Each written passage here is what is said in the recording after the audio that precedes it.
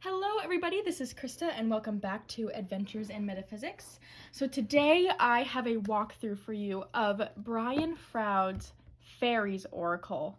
This is a huge box, so sorry, it's not really fitting in frame, but I'm really excited about this one. I always lean into sort of working with fairies this time of year when we're just getting into the spring, and I've had a real interest in it in this year specifically. So I have two fairy tarots that I love, the Victorian Fairy Tarot and the Hush Tarot. And so I am completely good on the tarot front. But I haven't found an oracle that I really like, and I've heard good things about this one, so I wanted to give it a try. So this is my first time seeing it. I've not really looked into it too much. I was in my local metaphysical store today and saw it at a bit of a discounted price, so figured I would just go for it. But I've opened the box already, so I didn't have to do that on camera. So this is the guidebook that it comes with, and this is legit. Oh, I love this on the back. It is hardcover, and look how thick that is. I feel like I should show a different guidebook for reference. I'm gonna get, let's see. I'm going to get a Llewellyn if I can find it. Oh, here's one.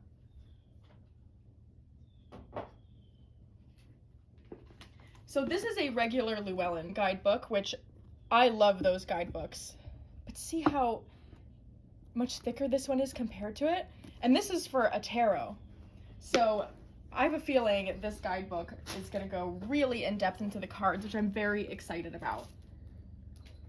All right, so these are the backs of the cards. I love how it almost looks like these like goblins type creatures are carved into like tree bark or something. That's when I first saw this, I thought it was tree bark, and when I looked closer I realized all these faces were here. But it looks like they are reversible. Yeah, they are reversible, which is nice. I don't really work with reversals, but you know, it is still nice when they do that. All right, let's get into it.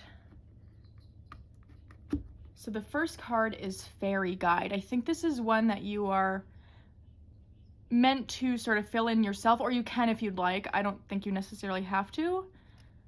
I'll have to see after I work with it for a while what I want to do. So the cardstock, you know, it's pretty standard. It's a little, it's thin. I would say it's a little bit thinner than the standard Llewellyn cardstock, but not by much. So I would say it's pretty comparable to that, but nothing that's a big deal to me. Unity. Wow, that's so pretty. Ecstasis. I think that says ecstasis. That's interesting. These two pictures almost mirror each other just a little bit. It's got almost like a, doesn't it kind of have like a uterus type shape? That's immediately what I thought of.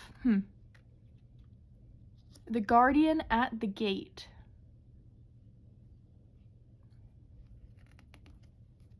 Oh, I like that we've got the numbers up here too. That's helpful when flipping through guidebooks, because it doesn't seem like this is necessarily going to be very alphabetical. He of the Fiery Sword. She of the Cruach. Oh gosh, I feel like I'm going to pronounce some of these words wrong. The Singer of Connection. Oh, I'm loving these images. I have to say, this is not at all what I expected, but I'm liking them.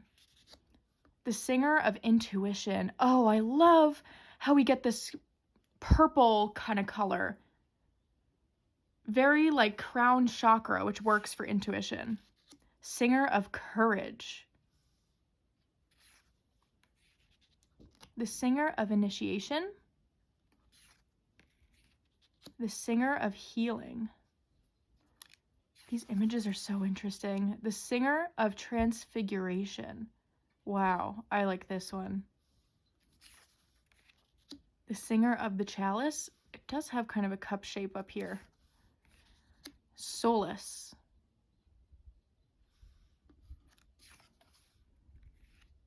The maiden. Oh my gosh. I love her.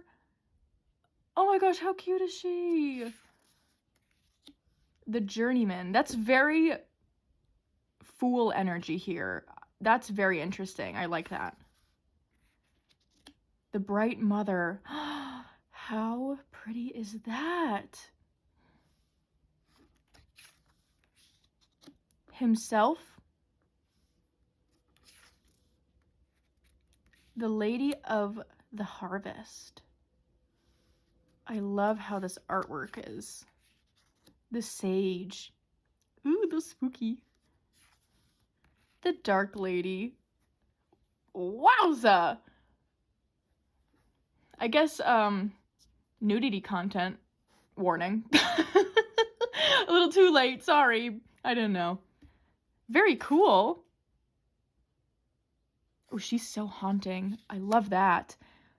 The fairy who was kissed by the pixies. Oh. Oh my gosh, I am so excited for this guidebook. I want to know what the difference between fairies and pixies are according to this deck. Interesting, interesting. The Master Maker. Oh, he's like the magician. Oh my gosh, this is so cool. The Green Woman. I love her facial expression. And whatever this kind of little creature is, I love him. The Piper. The Fairy Godmother. Oh my gosh, I love her. She's kind of reminiscent of the High Priestess, I would say.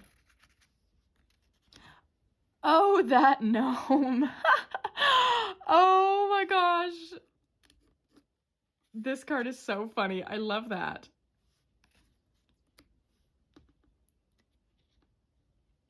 Nellis the Amethyst. I think I said that right. That is so beautiful, though. Penelope Dreamweaver. Tome the Poet. The Lamb.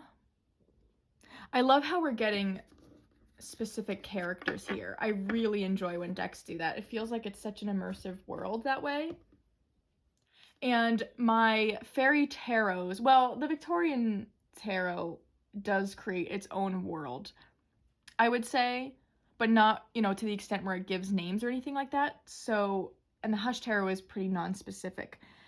So I think it's going to work really well with this oracle in terms of this being more of a specific kind of world building type deck.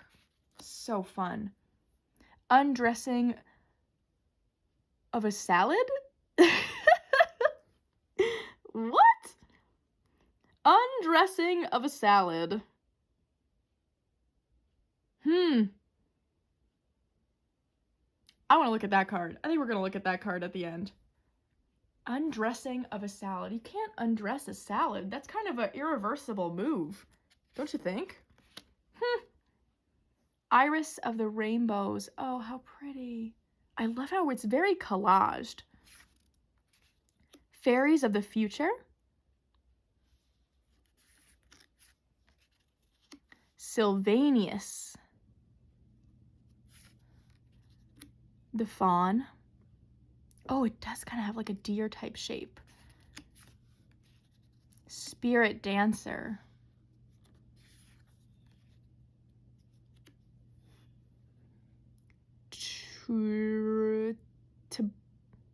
Tibyrus of the Waters, I think is what that says.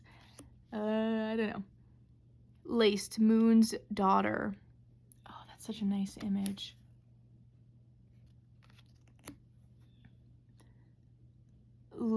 Lagunas?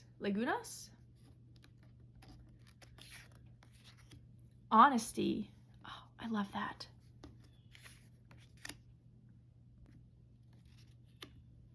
The Retriever. Wait. Oh. Ilbe, the Retriever? He's kind of got a dog head. Weird. I love how weird this is. Mike. I kind of want to say that as Mike. It's MYK, I think. I feel like it's definitely not just Mike, but we're gonna call him Mike. Mike the Myomancer? I've not heard that word before. Geo the Slow. It actually puts in extra letters there. That's so funny. List of the Shadows.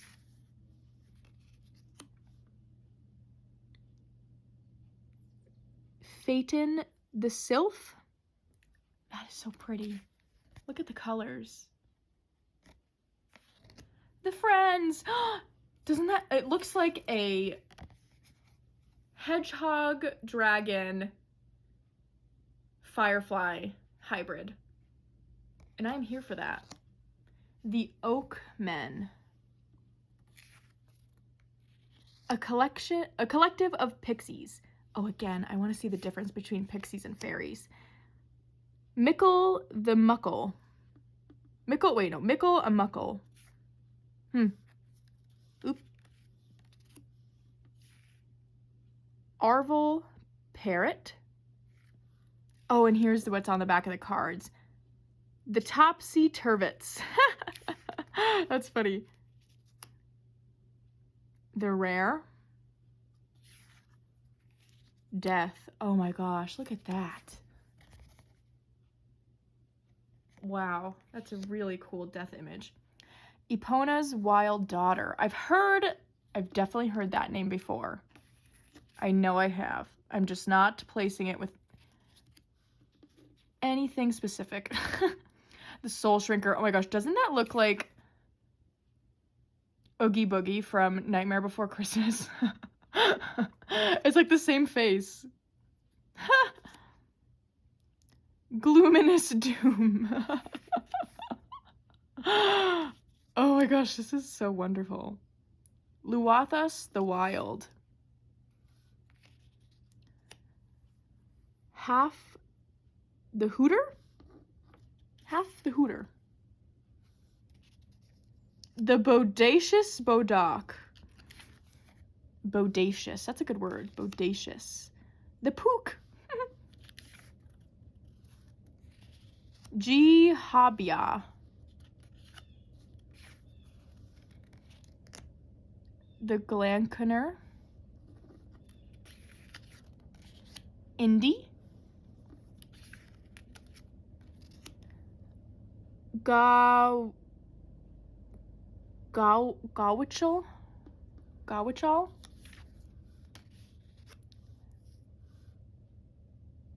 The Feline. the Feline. The feline. Ah, that's so funny. Oh my gosh. I love those kinds of things where you have to say it out loud until you kind of get the joke. Okay, so usually I would shuffle and pull a card, but we're going back to the dressing one because I gotta know what that's about. I really do. So that's what we're reading, once I can find it.